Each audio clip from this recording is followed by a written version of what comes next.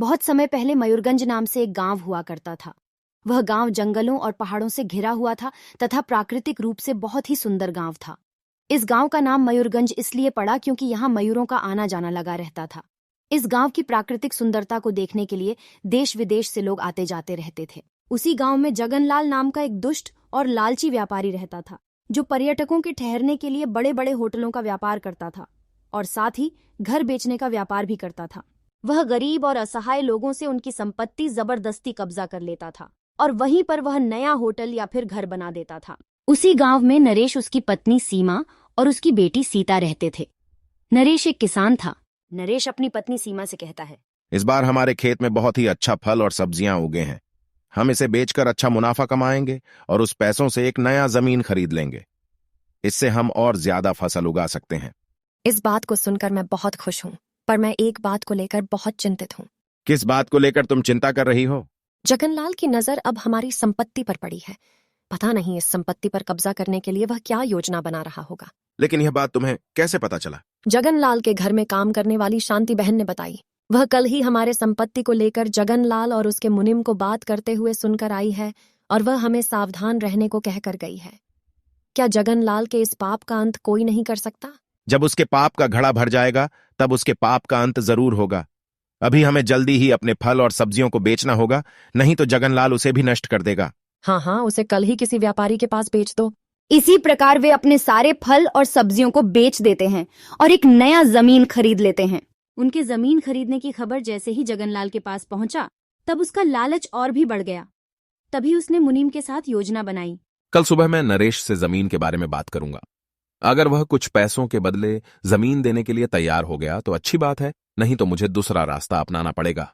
नरेश, तुम अपनी सारी संपत्ति मेरे नाम कर दो, बदले में मैं तुम्हें कुछ पैसे देने को तैयार हूं। पैसे लेकर तुम कहीं और चले जाना। नहीं, आप मेरे संपत्ति इस तरह जबरदस्ती नहीं ले सकते। ये मैंने बहुत मेहनत से कमाए हैं, इसे मैं आपको नहीं दे सकता हूं। और मैं अपने परिवार को लेकर कहां जाऊं? बिना जमीन के हम भूख से मर जाएंगे। कृपया आप मेरे बात को समझने की कोशिश कीजिए। अगर मान गए तो अच्छी बात है, नहीं तो मुझे मनवाना आता है।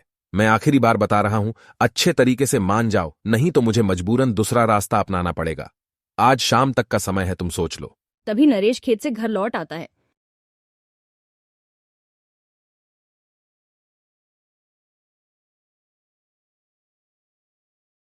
फिर अपनी पत्नी सीमा को सारी बात बताता है। मुझे बहुत डर लग रहा है। पता नहीं जगनलाल के शैतान दिमाग में क्या चल रहा है। जो भी हो, हम अपनी सारी संपत्ति कुछ पैसों के बदले उसे नहीं दे सकते हैं। खेती किए बिना हमारा गुजारा कैसे होगा और हम अपनी बच्ची को लेकर कहां जाएं? कल सुबह हम पुलिस के पास चलते हैं और इस बारे में बात करते हैं। सही कहा तुमने, हमें पुलिस के पास चलना चाहिए। इसके अलावा और कोई रास्ता नहीं है। दोनों की बातें जगनलाल का भेजा हुआ आदमी छुपकर सुन रहा था। फिर वह सारी बात जगनलाल तक पहुंचा दिया। जैसे ही जगनलाल को यह खबर पता चला, वह कुछ सोचने लगा। मुझे कल वे लोग पुलिस चौकी जाने से पहले कुछ करना होगा। फिर दूसरे दिन सुबह होते ही जगनलाल नरेश और सीमा दोनों की हत्या कर दी और गांव में यह खबर फैला दी कि वे दोनों किसी वजह से आत्महत्या कर लिए। फिर जगनलाल दिखावा करने के लिए उनकी बेटी सीता को अपने घर में ले जाने का फैसला किया ताकि वह नरेश की सारी संपत्ति पर कब्जा कर सके। कुछ समय बाद अब मैं नरेश के घर की जगह एक अच्छा घर बना चुका हूं। अभी सीता को कुछ ही दिनों में कैसे भी करके अपने घर से बाहर निकाल दूंगा। तभी उसी गांव में एक नया शिक्षक विक्रम और उसकी पत्नी अनीता आते हैं। विक्रम का पोस्टिंग उसी गांव में हुआ था।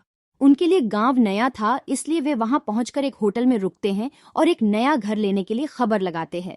तभी होटल में ही जगनलाल से उनकी मुलाकात हुई। मुझे खबर मिला आपको हमारे गांव में नए शिक्षक के रूप में पोस्ट मिली है और आप मेरे होटल में रुके हुए हैं, तो मैं आपसे मिलने चला आया। आप इस जगह में नए हैं, अगर कोई भी जरूरत हो तो मुझे जरूर बताइएगा। मेरे और भी बहुत सारे होटल है और बेचने के लिए नए नए घर भी है। मैं इसी का व्यापार करता हूं। अच्छा हुआ हमारा मुलाकात आपसे हुई। हमें एक नया घर लेना है। क्या आप हमें एक नया घर बेच सकते हैं? क्यों नहीं, जरूर, मैं इसी का तो व्यापार करता हूं। आज ही चलिए घर देखने। मैं अभी अभी एक नया घर बनवाया हूं। मुझे लगता है वह घर आपको जरूर पसंद आएगा। फिर जगनलाल विक्रम और अनीता को लेकर नरेश के घर के जगह जो घर बनवाया था उसी घर को दिखाया। दोनों को ही घर पसंद आ गया और वे वह घर खरीद लेते हैं। अब विक्रम और अनीता उसी घर में रहने के लिए आ जाते हैं। अब आगे मैं स्कूल के लिए निकलता हूँ। मुझे देर हो रही है, नया जगह है, सावधान रहना और किसी अनजान को घर में आने मत देना। ठीक है, आप चिंता मत करिए और स्कूल से जल्दी लौटने की कोशिश करना। आज हमें घर के लिए कुछ सामान लेने बाजार जाना है।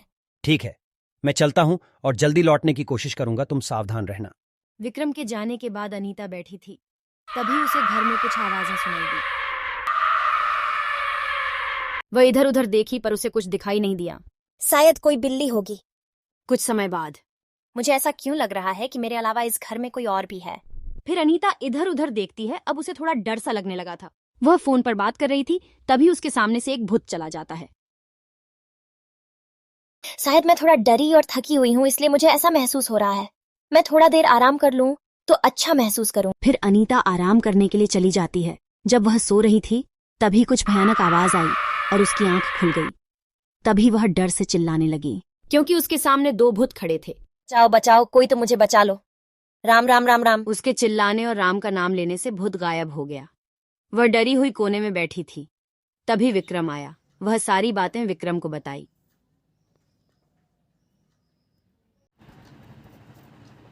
भूत उत कुछ नहीं होता है। कल तुम भूत की मूवी देखी थी, शायद उसी का असर है। और फिर आज घर में अकेली भी थी। नहीं, मैं सच में देखी हूँ। अब मेरे बात का यकीन कीजिए। वह सब भूल जाओ और जल्दी चलो, बाजार जाना है ना सामान लेने। फिर दोनों सामान लेने बाजार जाते हैं।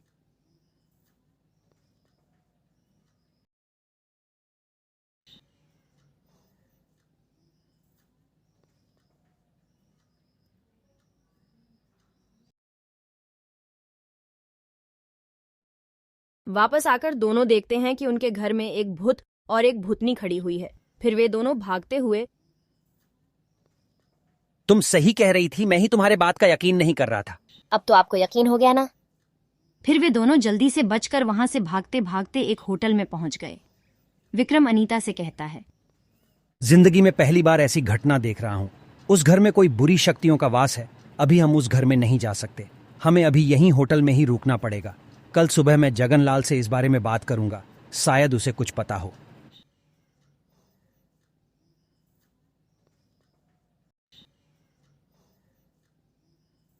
विक्रम जगनलाल के घर पहुंचता है। जगनलाल जी, आप घर पर हैं क्या? हाँ, मैं घर पर ही हूँ। आइए घर में बैठकर बात करते हैं। फिर जगनलाल विक्रम को अपने घर पर ले गया और विक्रम जगनलाल को सारी घटना के बारे में बताता है। जगनलाल को सब कुछ पता होने के बावजूद वह विक्रम को कुछ नहीं बताया।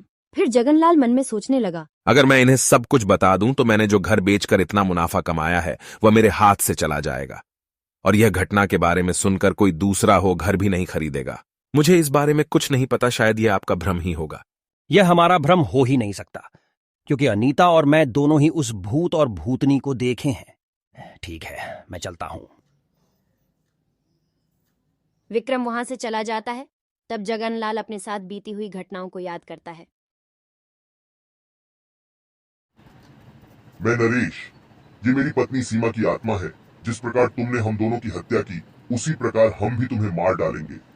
अगर तुम दोनों मुझे मार डालोगे तो मैं मुनीम को एक फोन करते ही वह तुम्हारी बेटी सीता, जो अब मेरे घर में है, उसे खत्म कर देगा। लेकिन हम इस घर में तब तक किसी को रहने नहीं देंगे जब तक हम तुम्हें खत्म न कर दें। फिर जगनलाल जान बचाकर वहां से भाग जाता है। इस घटना से जगनलाल को सब कुछ पता चल चुका था, लेकिन फिर भी वह लालच के कारण विक्रम को कुछ नहीं बताया। इधर जगनलाल सीता को मारता गाली देता हूँ, ठीक से खाना भी नहीं देता। उसके माता पिता की आत्मा उसे देखकर भी कुछ नहीं कर सकते। फिर दूसरे दिन शाम को जगनलाल अकेले उस घर में अपनी बंदूक को लेकर आत्माओं को मारने के लिए जाता है।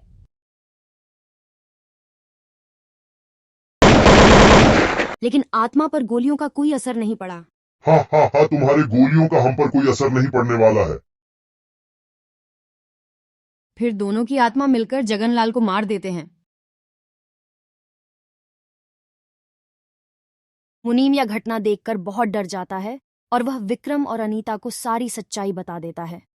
मरना नहीं चाहता। मैंने उन दोनों की हत्या नहीं की। फिर भी मुझे उनकी आत्मा कल मारने की कोशिश की थी, लेकिन मैं कैसे भी करके भाग गया। मैं तो सिर्फ जगनलाल के वेतन के बदले काम करता था और इसी वजह से मुझे उसकी सारी बातों को सुनना पड़ता था और उसकी बातों में हाँ भरना पड़ता था। तुम्हें यह बात उनके मरने से पहले सोचना चाहिए था और तुम्हें बात पुलिस को बताना चाहिए था। तुम भी तो पैसे के लालच में अंधे हो गए थे। वे लोग उसी घर के बाहर खड़े होकर बात कर रहे थे। तभी उन दोनों की आत्मा भूत बनकर वहां आ जाती है। तुम दोनों ने मिलकर हमें हत्या करने की योजना बनाई थी। जगनलाल तो मर चुका है। अब तुम्हारे मरने के बाद ही हमारी आत्मा को शांति मिलेगी।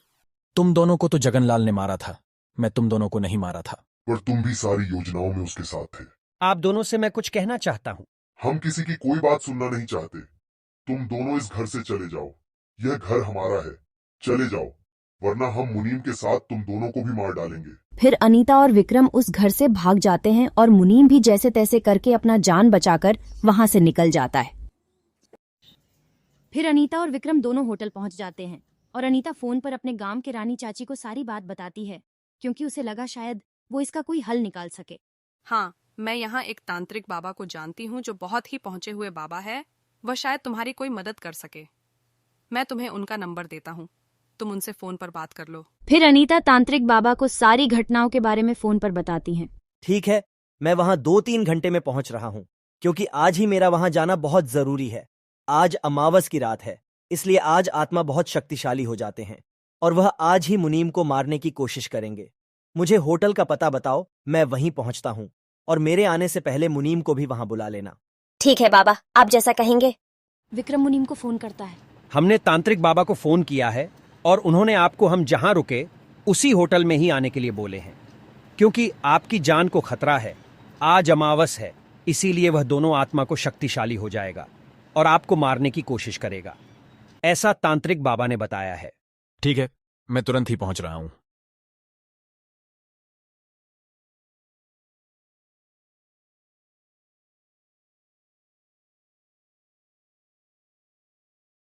मुनीम वहां पहुंच जाता है। थोड़ी देर बाद तांत्रिक बाबा भी वहां पहुंच जाते हैं।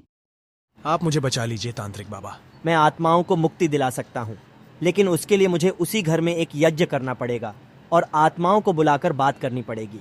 मुनीम जी, उस वक्त आप घर के बाहर ही रहना, आप घर के अंदर मत आना, क्योंकि मैं उन आत्माओं को घर के अंदर ही मंत्र द्वारा बांध कर रखूंगा ताकि वह घर से बाहर नहीं निकल पाए। यज्ञ आज शाम को होगा। शाम को यज्ञ शुरू हो जाता है। यज्ञ के शुरू होते ही कुछ भयानक आवाज आने लगती है।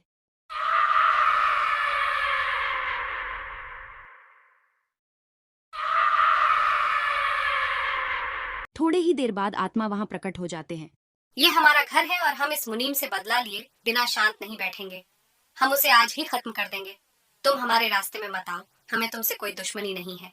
यहाँ से चले जाओ, नहीं तो हम तुम्हें भी मार देंगे। मेरी बात सुनो, तुम दोनों की हत्या जगनलाल ने की थी, उसे तो तुम बदला ले चुके हो, और रही मुनीम की बात तो उसने अपनी गलती स्वीकार कर ली है और हम पुलिस को भी बुला चुके हैं और उसे पुलिस के हवाले कर देंगे। तुम दोनों शांत हो जाओ और यहां से चले जाओ, वरना मैं तुम दोनों को हमेशा के लिए कैद कर लूंगा। मैं तुम दोनों की शांति के लिए यह यज्ञ कर रहा हूं। अगर तुम मेरी बात नहीं माने तो हमेशा कैद रहना पड़ेगा।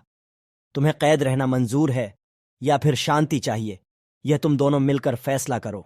हमारी आत्मा शांत नहीं होगी क्योंकि हमारी बेटी सीता अभी भी उस शैतान जगनलाल के घर में है।